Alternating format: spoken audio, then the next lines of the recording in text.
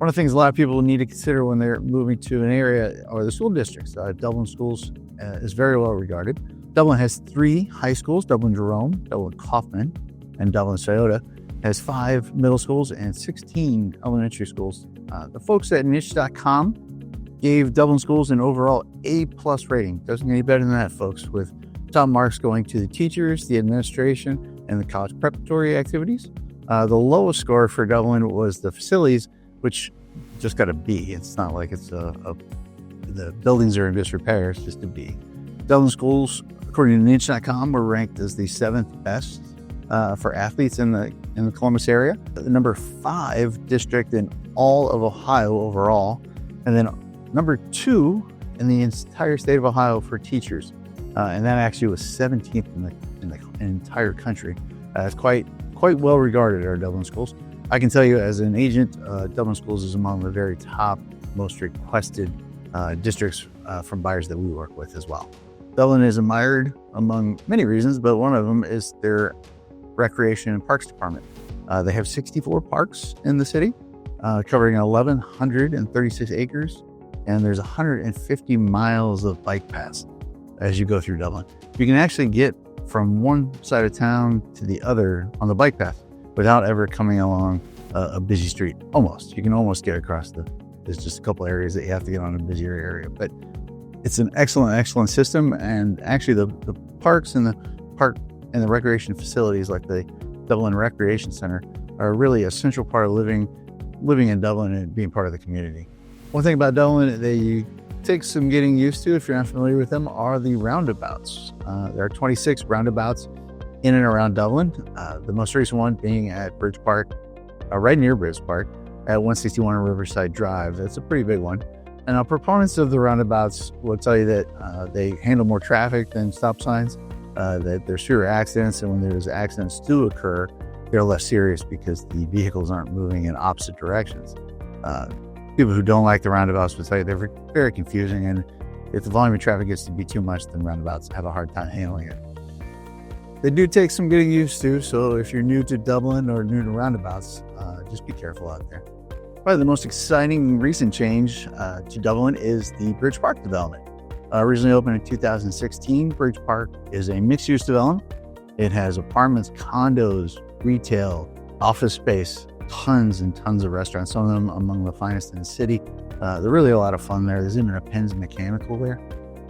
New development has been recently announced. They're going to put something on the southeast side of the corner of 161 and Riverside Drive.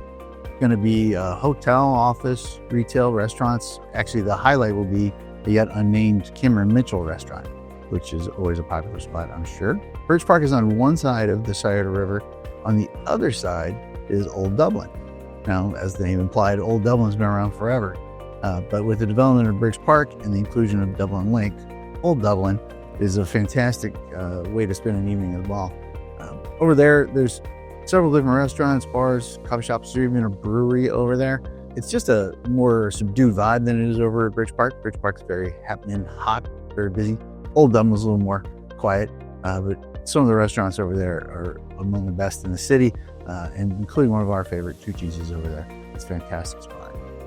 Old Dublin and Bridge Park are connected by the Dublin Link, which is a pedestrian bridge. It's a single-story S-shaped suspension bridge. It's actually the largest one of those in the world. And what it does, it just allows pedestrians to walk over the river without having to mess with traffic and worry about those kinds of things. It's a really smart addition to those two developments and a real highlight for the community at large.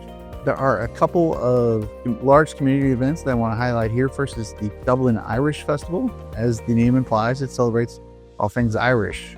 They do this by having a 5K with a kids dash. They have darts. They have shopping. They have the Highland Games, which are fantastic Irish, old classic Irish games. But probably the hit of the festival each year is the lineup of live music they have. They have fun Irish names. The Gaelic Storm and the Red Hot Chili Peppers are among the two that are there most years. Again, they change that lineup every year, but the festival started in 1988 with just like 500 attendees, but last year in 2024, they had over 77,000 attendees. There's even something to celebrate Irish dogs at the Canine Center there. It's a fantastic trip. The other large community event I like to talk about is the Memorial Tournament, held in early June. It's hosted by Jack Nicholas. He's not only the host, but he's the course designer. The land that the course is on now is actually land that Jack grew up hunting on.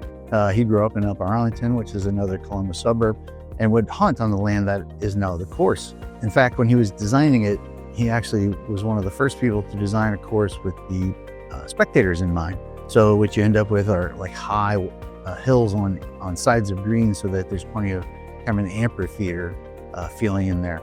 Jack being the host of the tournament, they get quite a field in there, and the list of past champions is like a who's who in golf, including 5-time winner at this particular tournament, Tiger Woods. He actually won 3 in a row at one point. I've been to several PGA Tour events, including Pebble Beach and Riviera, and none of them draw a crowd like the Memorial Tournament does it. The entire city comes out to support the tournament and really has a great time doing it. Now, living in Dublin is very nice. You've got the Parks and Recreation Department, developments like Bridge Park and Old Dublin are fantastic. They're a lot of fun, but there's always a downside. For example, the housing in Dublin is quite expensive. According to the MLS, through November last year, the average sale price last year was just a little over $580,000.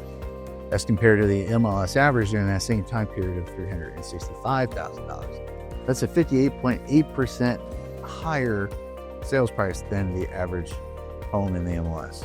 In addition to the high purchase price of homes, Dublin also has a high effective tax rate in Franklin County. You can see by the comparison to several other cities in Franklin County, Dublin has among the highest effective tax rate in the county.